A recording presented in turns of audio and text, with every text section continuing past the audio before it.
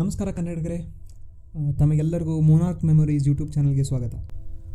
ಸುಮಾರು ವರ್ಷಗಳ ಹಿಂದೆ ಇಕ್ಷ್ವಾಕು ವಂಶದಲ್ಲಿ ಒಬ್ಬ ರಾಜ ಜನಿಸ್ತಾನೆ. ಆ ರಾಜನ ಹೆಸರು ಮಹಾಭೀಷ ಅಂತ. ಆ ಮಹಾಭೀಷ ರಾಜ ಸುಮಾರು ಸಾವಿರಾರು ಅಶ್ವಮೇಧ ಯಾಗಗಳನ್ನು ಮಾಡಿರ್ತಾನೆ. ಆ ಸಾವಿರಾರು ಅಶ್ವಮೇಧಗಳ ಯಾಗವನ್ನು ಮಾಡಿ ದೇವೇಂದ್ರನನ್ನು ತೃಪ್ತಿಪಡಿಸಿರ್ತಾನೆ.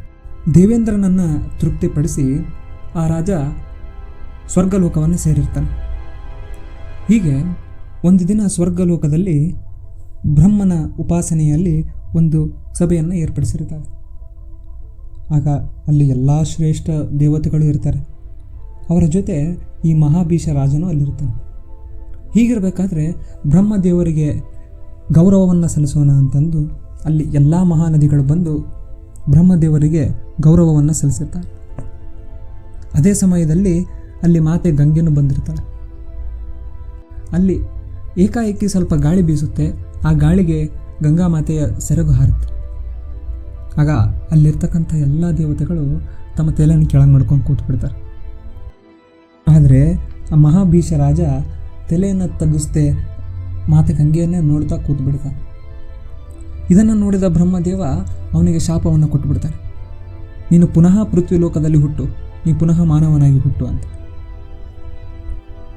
ಇದನ್ನೆಲ್ಲ ನೋಡ್ತಾ ಇದ್ದ ಗಂಗಾ ಮಾತೆ ಅಲ್ಲೇ ಸ್ವಲ್ಪ ಹೊತ್ತು ನಿಂತು, ಅದಾದ ಮೇಲೆ ಗಂಗಾ ಮಾತೆ ಅಲ್ಲಿಂದ ಮನಸ್ಸಿನಲ್ಲಿ ಮಹಾಭೀಷ ರಾಜನನ್ನೇ ನೆನೆಸ್ಕೊತ ಹೊರಗಡೆ ಹೋಗ್ತಾಳೆ.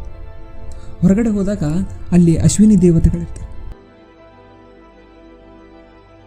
ಆ ಅಶ್ವಿನಿ ದೇವತೆಗಳು ಮುಖದಲ್ಲಿ ಏನೋ ಕಾಂತಿಯನ್ನು ಕಳ್ಕೊಂಡಿರೋ ಥರ ಇರ್ತಾರೆ. ಆಗ ಗಂಗಾ ಮಾತೆ ಕೇಳ್ತಾರೆ, ಅಶ್ವಿನಿ ದೇವತೆಗಳು ಎಲ್ಲ ಕ್ಷೇಮವ ಅಂತ. ಆಗ ಅಶ್ವಿನಿ ದೇವತೆಗಳು ಹೇಳ್ತಾರೆ, ವಸಿಷ್ಠ ಮುನಿ ನಮಗೆ ಶಾಪವನ್ನು ಕೊಟ್ಬಿಟ್ಟಿದ್ದಾರೆ. ನಾವು ಪುನಃ ಭೂಲೋಕದಲ್ಲಿ ಜನಿಸ್ತೀವಿ. ಬ್ರಹ್ಮವಾದಿಯ ಮಾತನ್ನು ತಪ್ಪಿಸೋಕ್ಕಾಗೋದಿಲ್ಲ. ಸಾಧಾರಣ ಮನುಷ್ಯರ ಗರ್ಭದಲ್ಲಿ ಜನಿಸೋದು ನಮಗೂ ಅದು ಯೋಗ್ಯವಾದದ್ದಲ್ಲ. ತಾಯಿ, ನೀನು ಮನುಷ್ಯ ಲೋಕಕ್ಕೆ ಹೋಗು, ನಾವು ನಿಮ್ಮ ಗರ್ಭದಲ್ಲಿ ಜನಿಸ್ತೀವಿ ಅಂತ. ಅದನ್ನು ಕೇಳಿದ ಗಂಗಾ ಮಾತೆ ಅವರಿಗೆ ಆಗಲಿ ಅಂತ ಮಾತು ಕೊಟ್ಟು ಅಲ್ಲಿಂದ ಹೋಗ್ತಾಳೆ. ಇದಾಗಿ ಬಹಳ ವರ್ಷಗಳ ನಂತರ ಪೃಥ್ವಿಯಲ್ಲಿ ಪ್ರತೀವ ಅಂತ ಮಹಾರಾಜ ಇರ್ತಾನೆ. ಆ ಪ್ರತೀವ ಮಹಾರಾಜನಿಗೆ ಮಹಾಭೀಷ ಜನಿಸ್ತಾನೆ. ಆ ಮಹಾಭೀಷ ಜನ್ಮವಾದಾಗ ಶಾಂತ ಸ್ವರೂಪವಾಗಿರ್ತಾನೆ. ಹಾಗಾಗಿ ಆತಗ ಶಂತನು ಅಂತ ಹೆಸರಿಡ್ತಾನೆ. ಶಂತನು ಬೆಳೀತಾ ಹೋಗ್ತಾನೆ. ಒಬ್ಬ ಒಳ್ಳೆ ಯುವಕನಾಗಿ ಬೆಳಿತಾನೆ, ಒಬ್ಬ ಒಳ್ಳೆ ಯುವರಾಜನಾಗಿ ಬೆಳಿತಾನೆ. ಇದನ್ನು ನೋಡಿದಂತಹ ಪ್ರತೀವ ಮಹಾರಾಜ ಅವನಿಗೆ ಪಟ್ಟಾಭಿಷೇಕವನ್ನು ಕಟ್ತಾರೆ.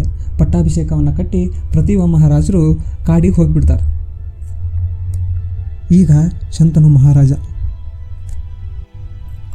ಮಹಾರಾಜ ಶಂತನು ಒಂದು ದಿನ ಕಾಡೆಮ್ಮೆ ಮತ್ತು ಜಿಂಕೆಗಳನ್ನು ಬೇಟೆ ಆಡಬೇಕಂತ ಕಾಡಿಗೆ ಹೋಗಿರ್ತಾನೆ. ಅಲ್ಲಿ ಬೇಟೆ ಆಡ್ತಾ ಆಡ್ತಾ ಆಡ್ತಾ ಹೋಗ್ತಿರ್ಬೇಕಾದ್ರೆ ಗಂಗಾ ನದಿ ತೀರವನ್ನು ಹತ್ಕೊಂಡೇ ಹೋಗ್ತಿರ್ತಾನೆ. ಅಲ್ಲಿ ಗಂಗಾ ನದಿ ತೀರದಲ್ಲಿ ಒಬ್ಬಳು ಸುಂದರ ಸ್ತ್ರೀ ಅವನ ಕಣ್ಣಿಗೆ ಬೀಳ್ತಾಳೆ. ಆ ರಾಜ ಅವಳನ್ನು ನೋಡಿ ಮೋಹಿತಗೊಂಡು ಬಿಡ್ತಾನೆ. ಶಂತನು ಆ ಸ್ತ್ರೀಯನ್ನು ನೋಡಿ ಯಾರಂತ ಗೊತ್ತಾಗಲ್ಲ, ಏನು ಅಂತ ಗೊತ್ತಾಗಲ್ಲ. ತನ್ನ ಮನಸ್ಸಲ್ಲಿ ತಾನೇ ಮರೆತು ತನ್ನ ಲೋಕವನ್ನು ಕಳ್ಕೊಂಡು ಅವಳನ್ನೇ ನೋಡ್ತಾ ಅವನ ರಥದಲ್ಲಿ ಕೂತ್ಬಿಡ್ತಾನೆ. ಅಲ್ಲಿದ್ದ ಸ್ತ್ರೀಗೂ ಅಷ್ಟೇ ಆ ರಾಜನನ್ನು ನೋಡ್ತಾಳೆ. ಅವಳಿಗೂ ಅವನ ಮೇಲೆ ಮೋಹ ಆಗುತ್ತೆ. ಶಂತನು ಅವಳ ಕಡೆ ಹೋಗಿ ಕೇಳ್ತಾನೆ, ರೂಪಸಿ, ಯಾರು ನೀನು? ದೇವತೆನಾ, ಗಂಧರ್ವೇನಾ, ಅಪ್ಸರೆನಾ, ಊರ್ವಶಿನಾ? ಯಾರು ನೀನು? ಇಂಥ ಸೌಂದರ್ಯವಾಗಿ ಇದ್ದು ನೀನು ಮನುಷ್ಯ ಲೋಕದಲ್ಲಿ ಏನು ಮಾಡ್ತಿದ್ದೆ? ನೀನು ಯಾರಾದರೂ ಆಗಿರೋ, ನೀನು ನನ್ನ ಪತ್ನಿಯಾಗು. ಇದನ್ನೇ ಕೇಳಿಸ್ಕೊತಿದ್ದ ಆ ಸ್ತ್ರೀ ಅವಳ ಇನ್ನೂ ಸಮೀಪಕ್ಕೆ ಬರ್ತಾಳೆ. ಇನ್ನೂ ಸಮೀಪಕ್ಕೆ ಬಂದು ಹೇಳ್ತಾಳೆ, ರಾಜ, ನಾನು ನಿನ್ನ ಪತ್ನಿಯಾಗಬಲ್ಲೆ, ಆದರೆ ಕೆಲವೊಂದಿಷ್ಟು ನಿಯಮಗಳಿದ್ದಾವೆ. ನಾನು ಯಾವುದೇ ಕಾರ್ಯವನ್ನು ಮಾಡಲಿ, ಅದು ಧರ್ಮವಾದದ್ದಾಗಲಿ ಅಧರ್ಮವಾದದ್ದಾಗಲಿ, ನೀನು ನನ್ನನ್ನು ಪ್ರಶ್ನಿಸಬಾರ್ದು. ನೀನು ನನ್ನಲ್ಲಿ ಅಪ್ರಿಯವಾಗಿ ಮಾತನಾಡಬಾರ್ದು. ಇದರಲ್ಲಿ ಯಾವುದಾದ್ರೂ ಒಂದು ನಿಯಮವನ್ನು ಉಲ್ಲಂಘಿಸಿದರೆ ಆವಾಗಲೇ ನಾನು ನಿನ್ನನ್ನು ತ್ಯಜಿಸಿ ಹೋಗುತ್ತೀನಿ ಅಂತ. ರಾಜ ಶಂತನು ಈ ನಿಯಮಕ್ಕೆ ಒಪ್ಪಿಕೊಂಡು ಅವಳನ್ನು ಕರ್ಕೊಂಡು ತನ್ನ ರಾಜ್ಯಕ್ಕೆ ಹೋಗ್ತಾನೆ. ಅಲ್ಲಿ ಅವಳ ಜೊತೆ ಸುಖವಾಗಿ ಸಂಸಾರ ನಡೆಸ್ತಿರ್ತಾನೆ. ಮತ್ತು ಎಷ್ಟು ಸಂವತ್ಸರ ಕಳೆದನೋ, ಎಷ್ಟು ಋತುಗಳು ಕಳೆದನೋ, ಎಷ್ಟು ಮಾಸಗಳ ಕಳೆದನೋ, ಇದು ಯಾವುದೂ ಆ ರಾಜನಿಗೆ ನೆನಪೇ ಆಗೋದಿಲ್ಲ.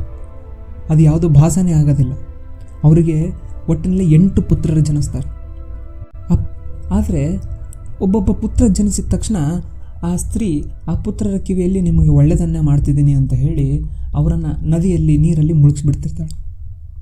ಹೀಗೆ ಒಬ್ಬ ಪುತ್ರ ಹುಡ್ತಾನೆ, ಅವರನ್ನೂ ಹೋಗಿ ನದಿಯಲ್ಲಿ ಮುಳುಗಿಸ್ತಾನೆ. ಎರಡನೇ ಪುತ್ರ ಹುಡ್ತಾನೆ, ಅವರನ್ನೂ ಹೋಗಿ ನದಿಯಲ್ಲಿ ಮುಳುಗಿಸ್ತಾನೆ. ಹೀಗೆ ಒಟ್ಟಿನಲ್ಲಿ 7 ಪುತ್ರರನ್ನು, 7 ಮಕ್ಕಳನ್ನು, ಸಣ್ಣ ಮಕ್ಕಳನ್ನು ನದಿಯಲ್ಲಿ ಮುಳುಗಿಸ್ಬಿಡ್ತಾನೆ. ಈ ರಾಜನಿಗೆ ಕೊನೆಯಲ್ಲಿ 8ನೇ ಪುತ್ರ ಹುಟ್ಟಿರ್ತಾನೆ. ನೋಡಿ, ಅವನಿಗೆ ದುಃಖವನ್ನು ತಡೆಯೋಕ್ಕಾಗೋದಿಲ್ಲ. ಓಡಿ ಬರ್ತಾನೆ ಅವಳ ಕಡೆ. ಓಡಿ ಬಂದು ಕೇಳ್ತಾನೆ, ಇದನ್ನು ಯಾಕೆ ಮಾಡ್ತಿದ್ದಿ ನೀನು? ಯಾರು ನೀನು? ಯಾಕೆ ನನ್ನ ಪುತ್ರರನ್ನು ನೀನು ಸಾಯಿಸ್ತಿದ್ದಿ? ಈ ಶಿಶು ಹತ್ಯೆ ಅಂತ ಮಹಾಪಾಪವನ್ನು ಯಾಕೆ ಮಾಡ್ತಿದ್ದಿ? ಆಗ ಇದನ್ನು ಕೇಳಿಸ್ಕೊಂಡಂಥ ಆ ಸ್ತ್ರೀ ಹೇಳ್ತಾಳೆ, ರಾಜ, ನೀನು ನನ್ನ ಕೊಟ್ಟ ಮಾತನ್ನು ತಪ್ಪಿದೆಯೇ? ಆಯಿತು, ನಾನು ಈ ಪುತ್ರನನ್ನು ಕೊಲ್ಲುವುದಿಲ್ಲ. ಅಂದರೆ ನೀನು ಈಗ ನಿಯಮವನ್ನು ಮೀರಿದ್ದಿ. ನಾನು ಈ ಕ್ಷಣದಿಂದನೇ ನಿನ್ನಿಂದ ದೂರ ಆಗ್ತೇನೆ. ಕೇಳು ರಾಜ, ನಾನು ಗಂಗೆ